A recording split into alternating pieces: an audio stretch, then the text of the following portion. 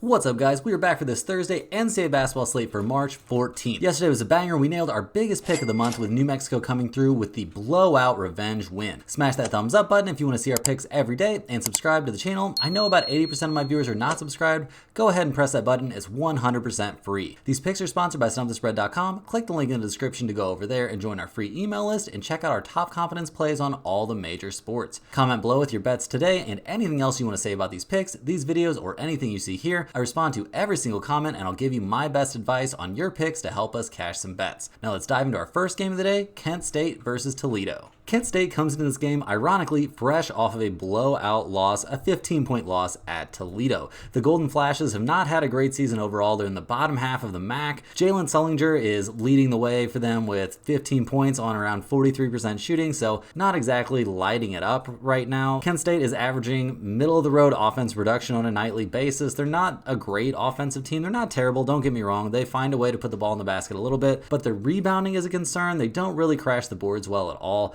This team isn't very good on defense either. They just gave up 86 points. They gave up 76 points the game before that against lowly Ball State. So that's pretty disappointing when you're giving up above your season average to teams below you in the conference standings. This team has not been playing well down the stretch. They've lost 4 of their last 6 overall, with their wins coming against Buffalo and CMU. That CMU win is a solid one. It was a pretty big shocker. Not really one you expect to see, but throughout the course of the season, every team's going to have some surprising wins. So we're not going to overreact to that. And it was a couple weeks ago, so not really anything we need to be too concerned about in this game.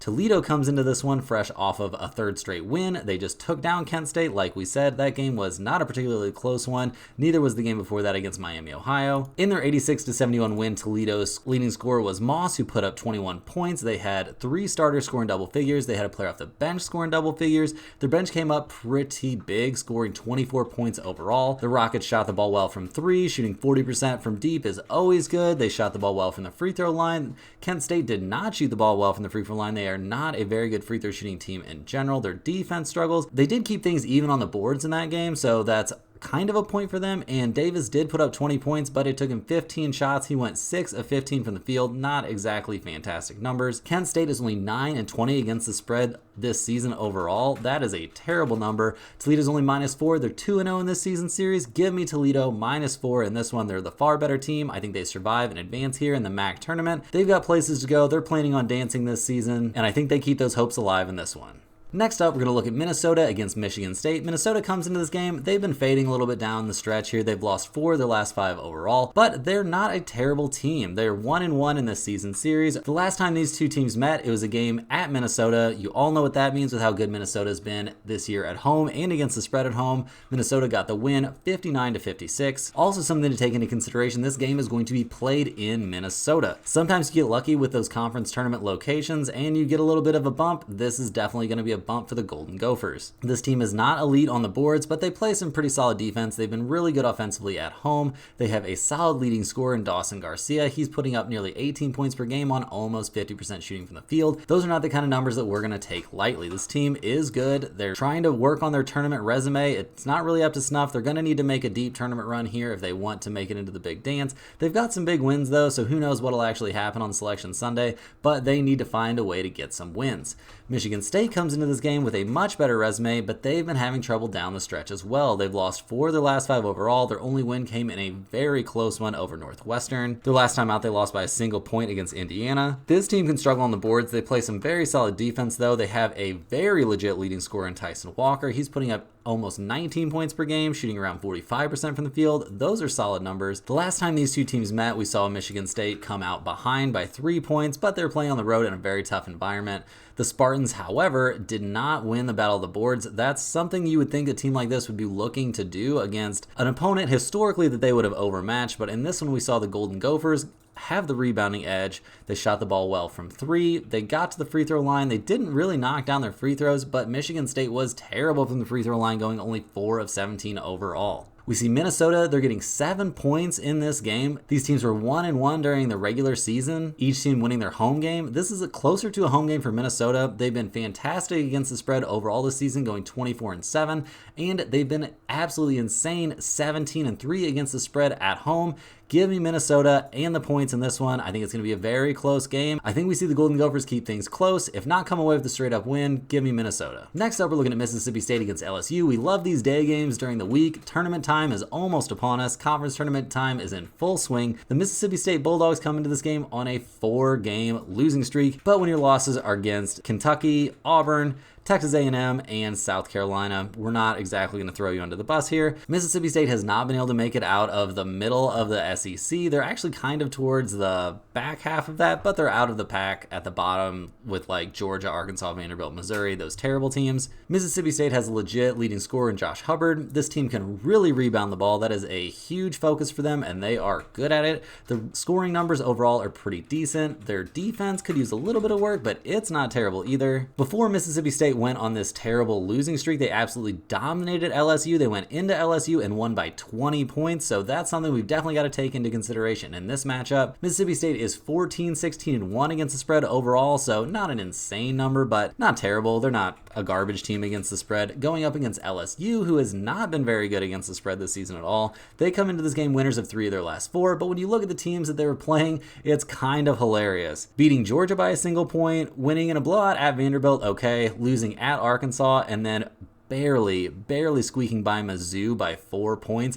This is not a good LSU team. They have underachieved this season for sure, given what some people thought they were capable of in the preseason. Jordan Wright is their leading scorer, but he's shooting only 38% from the field overall. We're not going to be too excited about that. This LSU team has had some injuries over the course of this season, so that could be some part of the reason for their poor numbers and overall poor performance. They're not great on the boards. Their defense is really bad. They can kind of score the ball, but when you're putting in no effort on the defensive end, I guess that's not too shocking.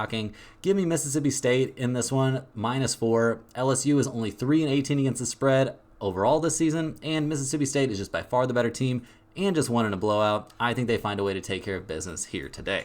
Next up, we're headed to one of our favorite conferences in the NCAA. We're looking at the Mountain West. In this one, we've got San Diego State taking on UNLV. San Diego State comes into this game fresh off back-to-back losses. They lost at UNLV and then in a 2-point heartbreaker against Boise State. The Aztecs have been in and out of the top 25 all season long. They just can't find consistency here. Their offensive production is good. It's not off the charts for the Mountain West, but it's definitely good. Their defense is well above average, so they play very solidly on that end of the floor, allowing only 66.3 points per game. The rebounding numbers are pretty good, but their last time against UNLV, they actually managed to lose the battle of the boards pretty convincingly. That's a big concern coming into this game going against the Rebels. UNLV just lost in a tough one at Nevada, but Nevada is a pretty tough place to go play. UNLV finished the regular season in 4th place in the Mountain West. That's pretty solid given how good of a conference this has been all year long. This team doesn't really have a massive go-to leading scorer. Deaton Thomas is a very solid offensive player though, and he's putting up 5.2 assists per game. Overall, he's the hub that really makes this offense run. Defensively, this team is very good. They can struggle on the boards, but like we were just talking about, they did win in the rebounding battle in this same matchup only a few days ago. So that's encouraging on that side of the ball. Something we definitely have to take into account is Khalid Boone, who might miss this game with an ankle injury. That really sucks for us, but we've got some very encouraging numbers to look at. This game is taking place in Las Vegas, so you can see why UNLV would maybe have a little edge there. And the Rebels are 18-10 against the spread overall this season and 9-4 against the spread at home. I think the odds makers are taking the loss of Khalid Boone or the possible absence of Khalid Boone a little bit too much into account. They're not taking into account the fact that San Diego State is skidding right now. Sure, they probably need this game pretty bad,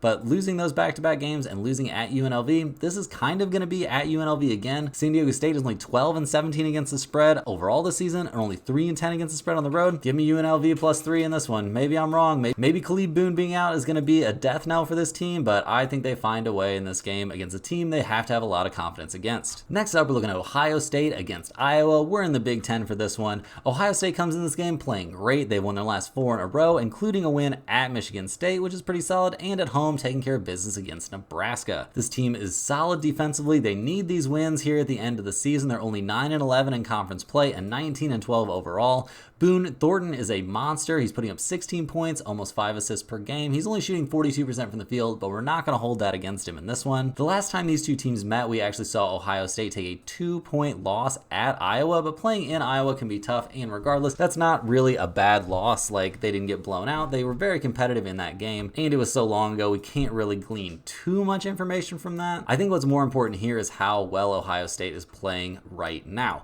Iowa comes into this game. They're also playing relatively well, although they're only 2-2 over their last 4. They did win against Northwestern and Penn State, but they lost very convincingly against Illinois twice. They lost at home against Illinois, their most recent time. They lost by 12 points, so not exactly a super competitive game. Iowa can really score the ball. That's what they have going for them. They're a very good offensive team, but their biggest problem is defense. They're allowing a ton of points. They don't really slow anybody down. When you're giving up 90 points to a team like Penn State and you're getting absolutely dunked on by Illinois, and even their 88-86 win over then ranked Wisconsin is kind of losing its shine as Wisconsin has faded here down the stretch. Peyton Sandford is a solid scoring option, don't get me wrong, but 16 points per game isn't exactly going to be carrying them to wins. I'm more honestly impressed by Tony Perkins and his 14 points and almost 5 assists. Iowa's only 12-18-1 against the spread overall this season. They are getting 2 points in this game, but with Iowa playing a little bit worse down the stretch and Ohio State playing what feels like their best ball this season, I'm going to take the Buckeyes in this one. I think they find a way to survive and advance. They're only -2. That's basically a pick'em game. I think they find a way tonight. Next up, we're looking at Ole Miss going against Texas A&M. Ole Miss comes into this game fresh off of back-to-back losses. They've actually lost 4 of their last 5 down the stretch here. Regardless, though, their coach just got a new deal, so I guess the powers that be at Ole Miss are pretty excited about what he's done with the program in general. Can't argue with that. It's been a better year than we all expected for Ole Miss, but how good are they really? We're kind of starting to see that here at the end of the year. The Rebels are not a good defensive team at all, but that's not their biggest problem. This team really struggles on the boards. They just got absolutely obliterated by Texas A&M in their last game only a few days ago. Matthew Murrell is a solid scoring option, so is Jalen Murray, but this team doesn't play enough defense. If you're not going to slow your opponent down, you're going to have to really pile up some points, and they are not quite doing that right now. It just doesn't feel like they have what it takes to hang with the better teams in the conference. Sure, they got off to that crazy start, but they weren't exactly playing against a loaded schedule in that one. In their game on March 9th against the Aggies, we saw them not really compete on the boards well at all. They got absolutely dominated there. That's a problem for them that's going to keep on going. Texas A&M comes into this game playing well. They've won 3 in a row. Not exactly stellar wins, but they'll take them, and they were very convincing wins. It's clear that they're a step above these teams. Wade Taylor IV is one of the best players in the SEC overall. This team crashes the boards. They're one of the best rebounding teams in the nation. They don't defend particularly well in relation to their overall offensive production, but they're a good team nonetheless. In their dominant win over Ole Miss, where they won by 26 points, we saw 4 starters scoring double figures. The bench didn't do too much, but they didn't really need to. The Aggies shot the ball extremely well from 3. They found a way to get to the free throw line where they knocked down not quite as many of their free throws as I would have liked to have seen, but when you're up by a ton, maybe it's so much of the pressure is off, you don't really care if they go in or not. I'm not sure, but the main thing we're going to look at is how hard they dominated the boards. Texas A&M had 50 rebounds and Ole Miss had 21. That's absolutely insane. The Aggies had almost as many offensive rebounds as Ole Miss had rebounds in general. We are going to take Texas A&M -4 in this one. This is going to be our biggest bet of the day. This line might move, but if it's Texas A&M at anything under like 8, give me Texas A&M. This is going to be my biggest bet of the day for sure. Last but not least, we're back in the Mountain West. We're looking at Colorado State going against number 23 Nevada. Colorado State comes into this game winners of the last 3 in a row, but when you're taking down Wyoming, Air Force, and San Jose State, you're not exactly going through the cream of the crop here. Those are, in no particular order, 3 of the worst teams in the conference. Colorado State at times look like they might be the best team in the conference, and at times look like they do not belong anywhere near the top. Isaiah Stevens is a very solid scorer and very solid point guard. He's putting up nearly 17 points and 7 assists. He's one of the best players in the conference overall. There's really no arguing that. But does he have enough help? Colorado State is a terrible rebounding team. That's a repetitive issue. It's going to keep being a problem, and it's going to be a problem here in this game. The Rams play very solid defense, though. It's kind of crazy. If you're playing that good on defense, you probably want to grab the rebound and finish off that possession strong, but that is just not something that really happens for them. They do score the ball well. There's no denying that, but they're also 0-2 in this matchup. The last time these two met, it was only a 3-point game, but we saw Nevada get the win playing at Colorado State, and in the other matchup this season, we saw saw Nevada dominate at home, winning 77-64. Nevada comes into this game playing some of their best ball this season. They've won 7 straight games. Their last time out, they dominated UNLV. They won at Boise State by 10 points, which is an impressive road win.